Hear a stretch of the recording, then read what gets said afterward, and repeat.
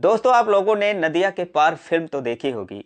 Film के आखिरी minute में जब गुंजा की शादी हो रही थी तो दोस्तों फेरे लेते वक्त वो चक्कर खाकर गिर जाती है, क्योंकि दूल्हे की जगह पर चंदन की जगह ओमकार होता है और जिसे देखकर गुंजा ये बर्दाश्त नहीं कर पाती है। अब दोस्तों, ये तो हो गई फिल्म की बात, लेकिन सेम टू सेम ऐसा एक हकीकत में सामने आया है उत्तर प्रदेश के हरदोई जिले में, जहां पर दुल्हन की जगह एक दूल्हा चक्कर खाकर गिर जाता है।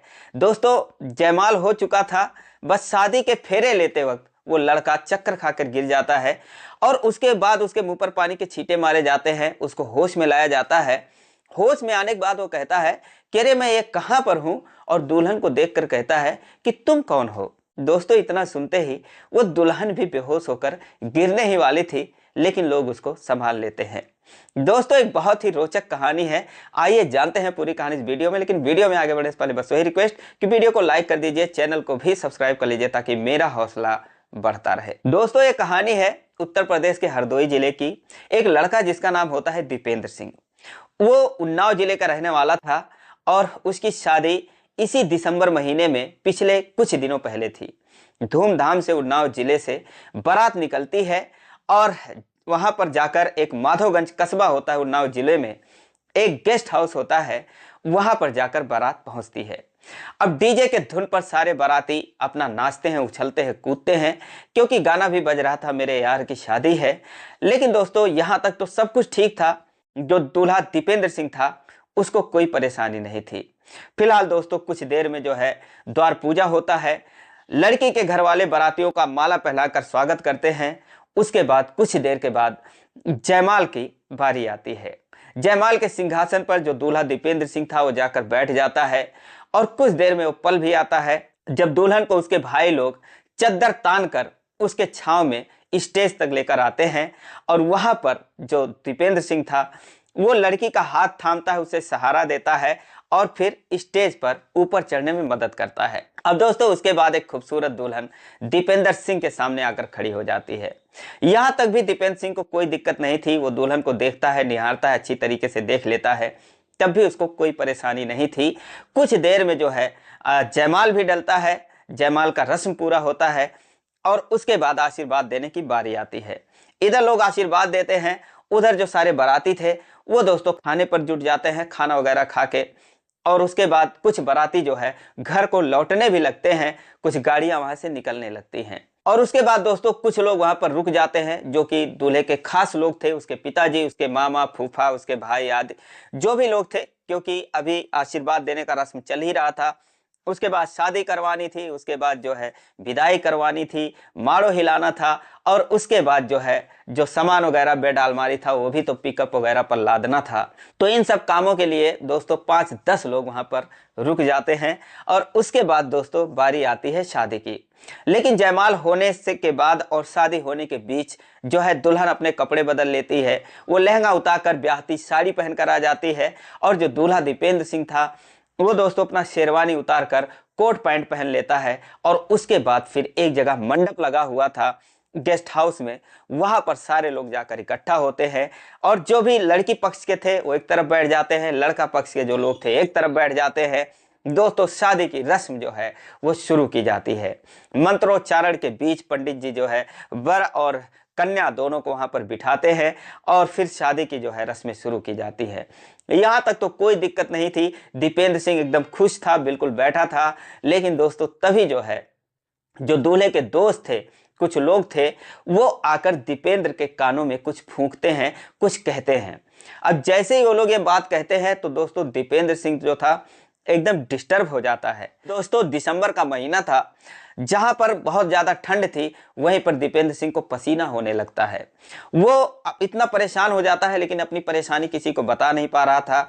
किसी तरीके से जो है शादी की जो रस्में थी उसको पूरा करने की कोशिश कर रहा था। लेकिन दोस्तों मन ही मन जो है उसे एक चीज खाए जा रही थी, उसकी हिम्मत जवाब दे रही थी। उसके बाद पंडित जी किसी काम के लिए उसको लड़की के साथ खड़ा करते हैं। अब दोस्तों यहीं से जो है दीपेंद्र सिंह वो लड़खड़ाने लगता है, अपना संतुलन खो देता है और फिर धड़ाम से वहीं पर गिर जाता है। जैसे ही वो गिरता है दोस्तों, चीख पुकार मच जाती है। लड़के पक्ष वाले, लड़की पक्ष वाले जो कि आराम से बैठे थे, सुकून से बैठे थे, शादी देख रहे थे, घबरा जाते हैं, उठकर खड़े हो जाते हैं, दौड़कर वहां पर पहुंचते हैं उसके पास और उसको संभालते हैं, पूछते हैं क्या हुआ क्या हुआ, क्या बात हो गई। किसी ने कहा कि लगता है कोई बीमारी है, किसी ने कहा कि नाटक कर रहा है, किसी ने कहा सुबह से कुछ खाया नहीं है इसीलिए चक्कर आ गया होगा। तभी दोस्तों लड़की पक्ष की तरफ से एक आदमी था, वो बोलता है कि अरे इसके दोस्तों को पकड़ो, उन्हीं ने कुछ कान में कुछ आके इससे बोला है और तभी से जो है इसकी हालत खराब होनी शुरू हुई है। अब दोस्तों सारे लोग जो है वहीं पर मौजूद थे, उनसे पूछा जाता है क्या बोला तुमने, क्या बोल दिया इसको कि इनकी ऐसी हालत हो गई। अब दोस्तों जो उसके दोस्त थे वो भी घबरा जाते हैं और उसके बाद वो लड़के को होश में लाने की कोशिश करते हैं। औरतें जो है चिल्ला रही थी लेकिन जो जेंट्स लोग थे उनको बिठाते हैं, शांत कराते हैं। पंडित जी जो है एक लोटे में जो जल लेकर बैठे थे वो कुछ उसके चेहरे पर पानी छिड़कते हैं, तब जाकर दीपेंद्र सिंह को थोड़ा सा होश आता है। होश में आने के बाद दोस्तों उठकर बैठ जाता है और उसके बाद वो बोलता है कि मैं कहाँ पर हूँ, और लड़की को देखता है, दुल्हन को देखता है तो बोलता है कि तुम कौन हो। अब दोस्तों इतना सुनने के बाद जो लड़की थी, दुल्हन थी, उसे भी चक्कर आने लगते हैं दोस्तों, वो भी बेहोश होने लगती है, लेकिन फिर किसी तरीके से खुद को संभालती है, सोचती है कि अरे जयमाल हो गया इसके साथ, और उसके बाद ये कह रहा है कि मैं कौन हूँ। अब दोस्तों जब वो होश में आता है तो लोगों के दिल में थोड़ी तसल्ली आती है, उससे जानने की कोशिश करते हैं कि आखिर हुआ क्या है। उससे पूछते हैं क्या हुआ, तुम्हारी तबीयत तो सही है। अब दोस्तों वो कुछ नहीं बोल रहा था, अब उससे तरह तरह की लोग बातें पूछ रहे थे। तभी दोस्तों उसका जो एक दोस्त था वो उससे बोलता है कि अरे बोलता क्यों नहीं है, वो मर जाएगी तब बोलेगा क्या। अब सब लोग बोलते हैं भाई कौन मर जाएगी, तुम कैसी बात कर रहे हो। तो बोलता है कि इसकी एक गर्लफ्रेंड है और वो कह रही है कि जब इसकी शादी जैसे ही होगी वो अपनी जान दे देगी। अब सारे लोग ये बात सुनकर सन्न रह जाते हैं, जो दुल्हन थी वो भी भौचक्की रह जाती है और उसके बाद खुद से ही जो उसका गठबंधन हुआ था अपने हाथ से वो गांठ खोल देती है और उसके बाद वो घर में चली जाती है। अब सब लोग बोलते हैं कि कौन सी गर्लफ्रेंड है, कहाँ पर है, क्या बात है। तो उसका दोस्त बताता है, वीडियो कॉल पर सब कुछ दिखाता है कि देखो सारी तैयारी करके वो बैठी है। दोस्तों उसने सारा कुछ तैयारी कर लिया था और वो कह रही थी कि जैसे इनकी शादी होगी मैं अपनी जान दे दूंगी। अब सारे लोग जो है उस लड़की से बात करते हैं, उसको समझाने की कोशिश करते हैं, लेकिन वो बात को समझ नहीं रही थी, मानती नहीं है।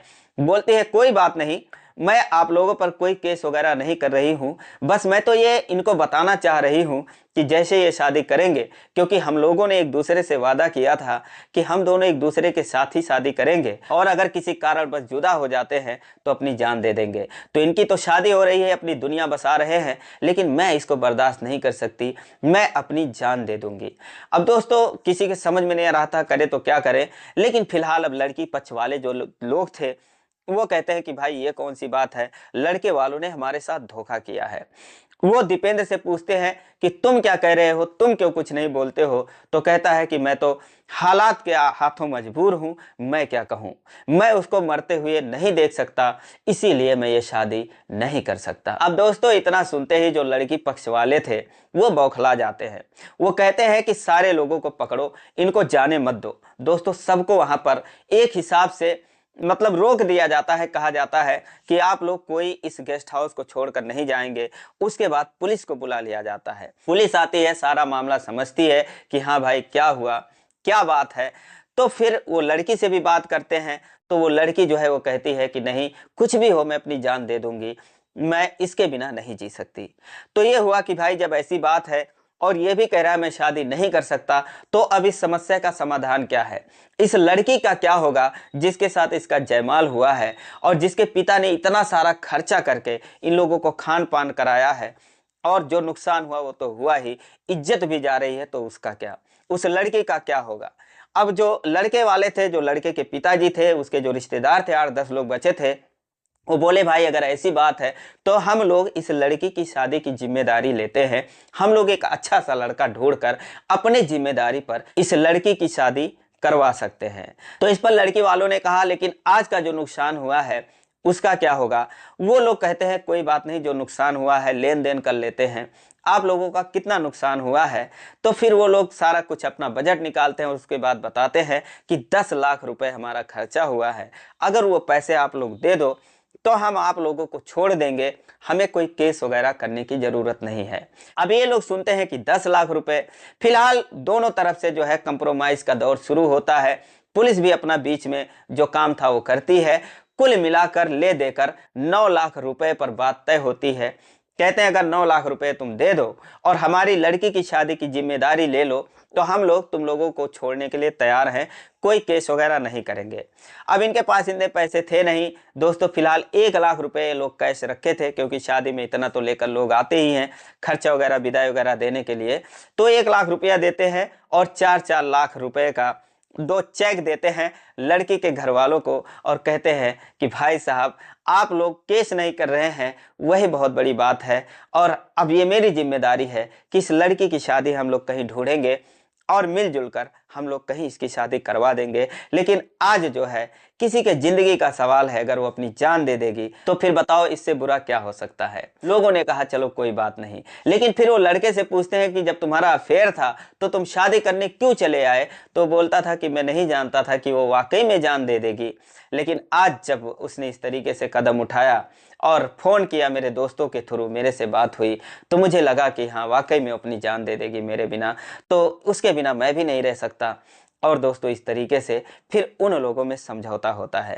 तो दोस्तों ये रही कहानी। अब उन लोगों की शादी कब होगी ये देखने वाली बात है, और उस लड़की की शादी कब होगी, कैसे होगी, ये भी देखने वाली बात है। दोस्तों फिलहाल ये कहानी आपको कैसी लगी आप कमेंट करके ज़रूर बताएं। और आज तक के लिए बस इतना ही, फिर मिलेंगे अगले वीडियो में, तब तक के लिए जय हिंद।